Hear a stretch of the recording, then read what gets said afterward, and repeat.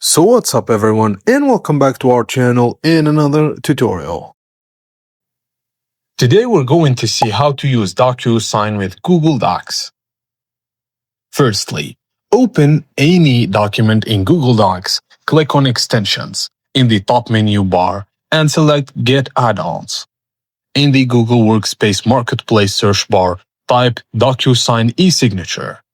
Click on the Docusign tile, select Install, and grant the necessary permissions to link it to your Google account workspace. Now once installed, click Extensions, Docusign Signature, then sign with Docusign to open the utility panel on the right side of your screen.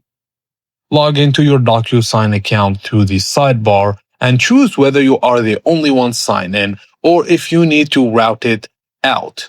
The add-on will instantly port your Google Doc text directly into an envelope grid.